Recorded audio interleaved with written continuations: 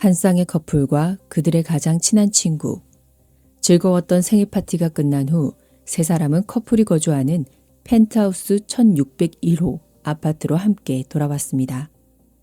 약 1시간 뒤 여자에게서 경찰에 신고 전화가 걸려왔습니다. 그녀는 전화상에서 신고 이유를 명확하게 설명하지 못했지만 아파트 안에서는 분명 끔찍한 일이 발생한 듯 했습니다. 그러나 정작 사건의 당사자인 커플은 사건에 대해 일절 아는 바가 없다고 굳게 주장했습니다. 오늘 우리가 이야기할 사건은 바로 이 1601호 아파트 살인사건입니다. 사건이 발생한 실버스프링시는 메릴랜드주 몽고메리 카운티의 남동부 지역으로 워싱턴 DC와 국경을 맞대고 있습니다. 몽고메리 카운티는 미국 전역에서 손꼽히는 최고 수준의 부유한 지역이며 거주민들 중 대학원 학위를 소지한 고학력자의 비율이 압도적으로 높은 곳으로 유명합니다. 이곳에는 미국 정부기관, 과학연구센터, 그리고 고급 상업단지가 다수 자리하고 있었죠. 2013년 10월 13일 새벽 3시경 몽고메리 카운티 경찰국에 심상치 않은 신고 전화가 접수되었습니다. Montgomery County 911, what is the address of the emergency? What is your name? Taylor Gold.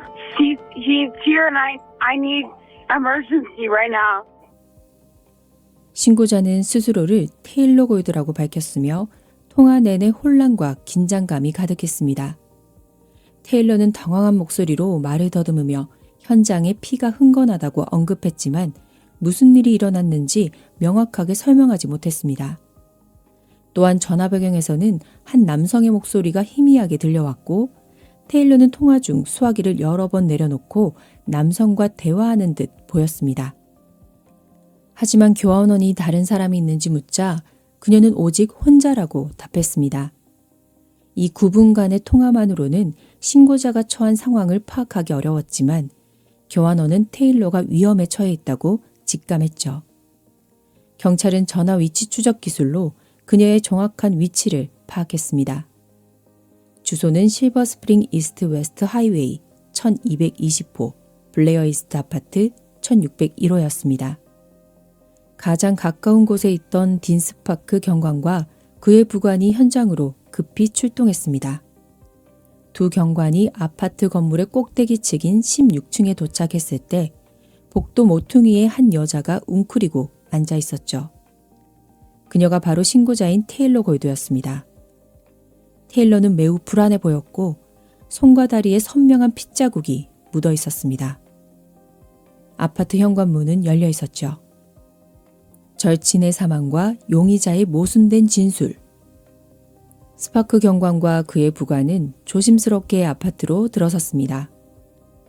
아파트는 좁은 공간이었고 입구에서 침대의 일부와 침대와 소파 사이에 쓰러져 있는 한 남자가 보였습니다. 아파트 내부는 완전히 엉망진창이었으며 벽과 카펫 곳곳에 피가 묻어 있었죠. 바닥에 쓰러진 남자는 테일러의 남자친구인 라훌 구파였습니다. 구파는 온몸에 피를 묻히고 있었지만 눈에 띄는 외상은 없었으며 그저 술에 취해 기력이 없어 쓰러져 있는 듯 했습니다. 그러나 침대 오른쪽에 쓰러져 있던 또 다른 남자는 운이 좋지 못했습니다. 그는 구파와 테일러의 절친한 친구인 마크 워프였습니다. 마크는 여러 군데에 칼에 찔린 상처를 입은 채 이미 생명 징후가 없었습니다. 그의 옆에는 피 묻은 식칼이 놓여 있었죠. 스파크 경관이 구파를 부축해 일으키자 구파는 이렇게 말했습니다. 제가 테일러와 마크가 저 몰래 무슨 짓을 했을 수도 있다는 걸 알게 됐어요. 그리고 제가 제 친구를 죽였습니다. 명백한 살인사건이었습니다. 두 경관은 즉시 지원을 요청했고 곧이어 베테랑 형사 폴라와 법의학 전문가들이 현장에 도착해 감식을 시작했습니다. 폴라 형사는 구파와 테일러에게 간단한 질문을 했죠. 술이 조금 깬 구파는 조금 전의 진술을 번복하며 무슨 일이 일어났는지 전혀 모른다고 주장했습니다. 그는 배가 고프고 화장실에 가고 싶다고 말했습니다. 테일러 역시 신고 전화에서처럼 무슨 일이 있었는지 제대로 설명하지 못했습니다. 마크의 몸에는 총 11군데의 날카로운 흉기에 찔린 상처가 있었습니다. 어깨와 등에 깊은 자상이 있었고 목의 자상은 동맥을 끊었죠. 손에는 방어흔이 있었지만 명백한 치명상은 없었습니다. 법의학 전문가들은 마크의 사인을 과다출혈로 잠정 결론 내렸습니다. 곧이어 테일러와 구파는 사건과의 관련성 때문에 경찰서로 연행되어 조사를 받게 됩니다.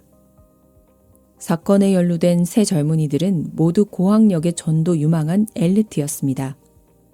라울 구파는 1986년 10월 12일 워싱턴에서 태어났으며 그의 아버지는 인도 출신으로 구파가 태어나기 직전에 미국으로 이주해 워싱턴에서 가족 사업인 인쇄업을 운영했습니다. 구파 가족은 부유하고 조용한 동네인 워싱턴 서부의 맥클린에 거주했죠. 구파는 랜리 고등학교 재학 시절 마크 워프를 만나 둘도 없는 친구가 되었습니다. 영국계 보이스카우트 출신이었던 마크는 똑똑하고 유머러스하며 주변 사람들에게 항상 웃음을 줘 교내에서 매우 인기 있는 학생이었죠. 고등학교 졸업 후 마크는 조지타운 대학교 법학대학원에 진학했고 여러 차례 토론대회에서 수상하며 뛰어난 리더십을 보여주었습니다.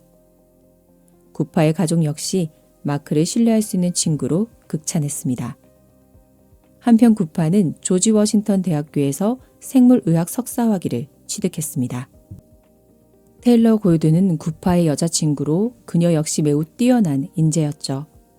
두 사람은 조지 워싱턴 대학교에서 만나 4학년 때부터 데이트를 시작했고 졸업 후 테일러는 상당히 좋은 직장인 FDA에 입사했습니다. 구파와 테일러는 교제 직후 블레어이스트 아파트 1601호에 보금자리를 마련했습니다. 두 사람 중 테일러만 수입이 있었기 때문에 그녀가 생활비와 월세의 대부분을 부담했죠. 사건 발생 후 폴라 형사는 테일러와 구파를 각각 상세하게 신문했습니다. 폴라가 마크가 사망했음을 알리자 테일러는 매우 놀란 듯 반응했습니다. 뭐라고요? 그녀는 자신이 기억하는 사건의 전후 상황을 자세히 설명했습니다. 그녀의 기억에 따르면 사건 전날인 10월 12일은 구파의 24번째 생일이었고 세 사람은 함께 술집에 가서 축하했습니다. 새벽 2시 15분경 세 사람은 모두 술에 많이 취한 상태로 1601호 아파트로 돌아왔다고 했습니다.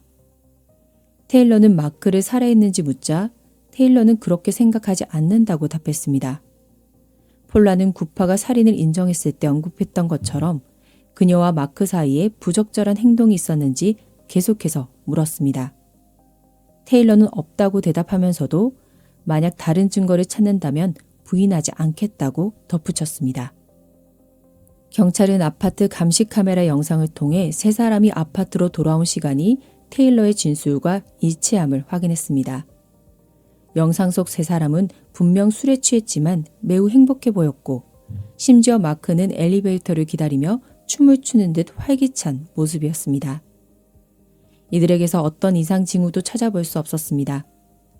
감시 카메라는 그날 밤 아파트 건물의 꼭대기층인 16층에 다른 사람이 들어온 흔적이 없음을 보여주었습니다.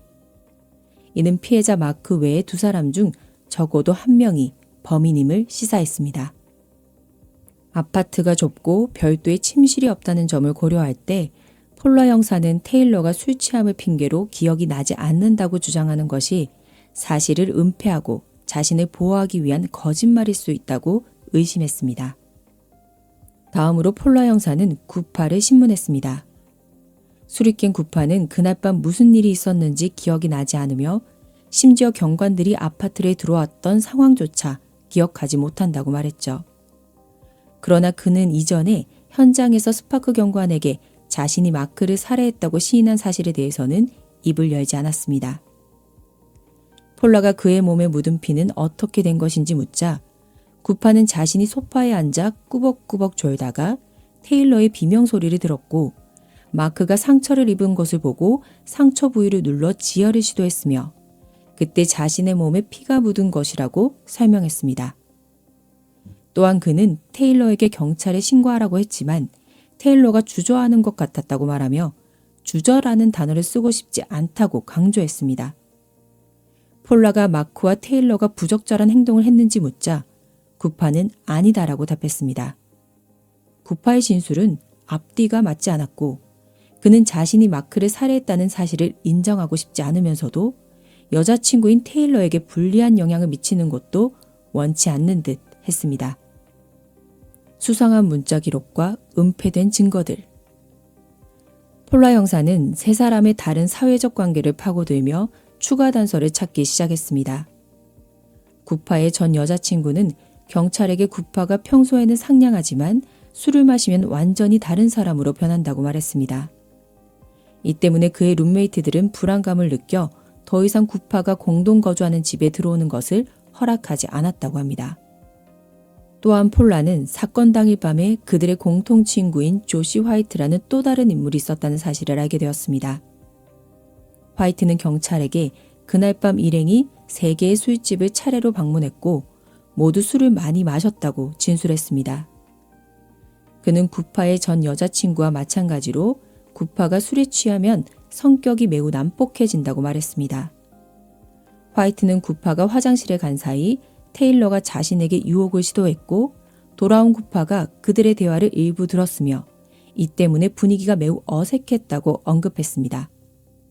그러나 테일러는 화이트가 자신을 유혹하려 했으며 화이트의 말투가 다소 이상했다고 주장했습니다. 화이트는 이 모든 이유로 인해 술집을 떠난 후 혼자 귀가했다고 밝혔습니다. 게다가 화이트는 최근 몇 달 동안 구파와 테일러 사이에 친밀한 관계가 거의 없었고 테일러가 이에 대해 불만을 가지고 있었다고 덧붙였습니다. 이 단서를 확보한 폴라 형사는 아파트 계단 통로의 감시 카메라 영상을 다시 한번 면밀히 검토했습니다. 이번에 그녀는 마크의 표정은 매우 편안해 보였지만 구파와 테일러의 표정은 그리 좋아 보이지 않았다는 것을 발견했습니다. 또한 경찰은 마크의 휴대폰 문자 메시지 기록에서 중요한 정보를 찾아냈습니다. 아파트 도착 직후인 새벽 2시 1분, 마크는 친구에게 내 밤이 전례 없이 어색해졌어 라는 문자를 보냈습니다. 약 18분 뒤, 그는 또 다른 친구에게 내 손을 물어뜯고 싶어. 그래야 구급차를 타고 떠날 수 있을 텐데 라는 문자를 보냈습니다. 마지막 문자는 새벽 2시 55분에 깼니? 나 도움이 필요해 였습니다. 이 문자들을 통해 아파트 안에서 분명 불쾌한 일이 벌어지고 있었음을 추론할 수 있었죠. 폴라는 테일러가 그때 마크에게 유혹을 했을 가능성을 의심했습니다. 이 사건에서는 흉기에 묻은 지문이나 방 안의 DNA가 수사에 직접적인 도움을 주진 못했습니다. 왜냐하면 범행 현장이 두 용의자가 함께 거주하는 곳이었기 때문이죠. 하지만 경찰은 사건 해결에 도움이 될 몇 가지 핵심적인 단서를 현장에서 찾아냈습니다. 폴라는 테일러가 아파트에 돌아온 후 옷을 2번 갈아입었다는 점에 주목했습니다. 그녀의 새끼손가락과 손바닥이 연결되는 부분에 붉은 핏자국이 있었는데 이는 정자세로 칼을 쥐었을 때 생기는 흔적과 같았습니다. 그녀의 검지 손톱이 눈에 띄게 손상되어 있었습니다. 마크의 청바지 뒷주머니에서 테일러의 컨택트 렌즈 한 조각이 발견되었습니다. 흉기인 식칼과 마크의 손, 그리고 핏자국이 묻은 아파트 곳곳에서 테일러의 머리카락이 발견되었습니다. 테일러의 신발 한 켤레와 차 열쇠가 범행 후 이동된 흔적이 발견되었습니다.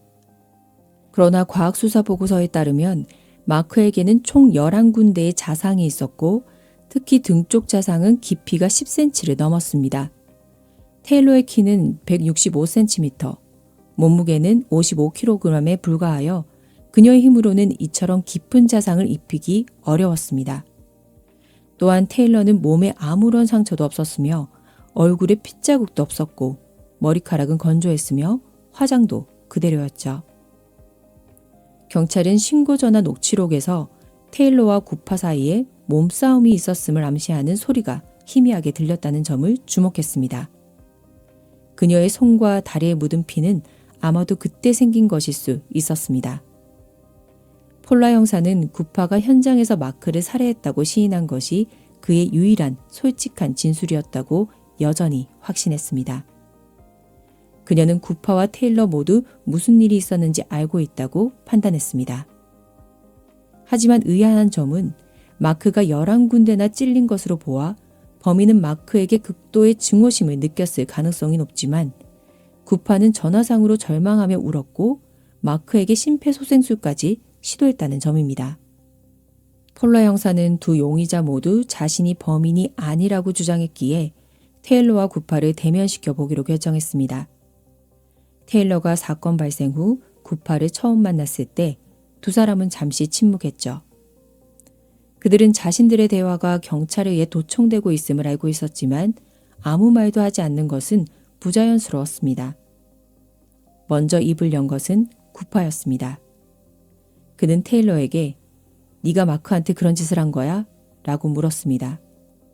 이는 테일러에게 자신이 무슨 일이 있었는지 모른다고 진술했음을 알리는 신호였죠. 테일러는 여전히 자신은 아무것도 모른다고 답했습니다. 이후 두 사람은 평범한 대화를 나누기 시작했고 이 과정에서 구파는 아무런 슬픔도 내비치지 않았습니다. 법정의 진실과 가석방 없는 종신형. 테일러가 혼자서 범행을 저지르기 어려웠을 것이라는 점과 구파가 처음 마크를 살해했다고 시인했다는 점 때문에 테일러는 일시적으로 풀려났습니다. 동시에 지방검사 해건은 구파를 마크 살해 혐의로 공식 기소했습니다. 2015년 3월 라울 구파에 대한 재판이 몽고메리 카운티 수뇌법원에서 열렸습니다. 테일러는 증인으로 출석했습니다. 구파의 변호사 필 암스트롱은 구파의 현장 자백은 술과 압박감 속에서 나온 것으로 신뢰할 수 없으며 구파는 평소 온화했고 마크에게 인공호흡까지 시도했기에 범인이 아니라고 주장했습니다. 오히려 테일러의 손에 묻은 핏자국과 그녀의 머리카락이 흉기에서 발견된 점을 들어 테일러가 범인일 가능성을 제시했습니다. 그러나 검사 해건은 결정적이지 않은 증거에 대해 논하는 것은 무의미하다고 반박했습니다. 그는 어떤 가능성도 마크 등의 뒤에 난 상처를 설명할 수 없으며 테일러는 범행을 저지를 능력이 없었으므로 그녀의 손에 묻은 피는 시카를 뽑을 때 생긴 것일 가능성이 더 높다고 주장했습니다. 해건 검사는 또한 구파와 테일러의 관계가 완벽하지 않았으며 그 이유가 테일러가 그들의 성생활 불화에 대해 불만을 토로했기 때문이라고 지적했습니다. 검찰은 테일러가 이 내용을 6차례 언급한 채팅 기록을 증거로 제출했습니다. 해건 검사는 구파가 테일러를 범인으로 지목하지 않은 유일한 이유는 자신이 진짜 살인자였기 때문이라고 주장했습니다. 검찰은 구파가 감옥에서 아버지와 통화한 녹음 파일도 제출했습니다.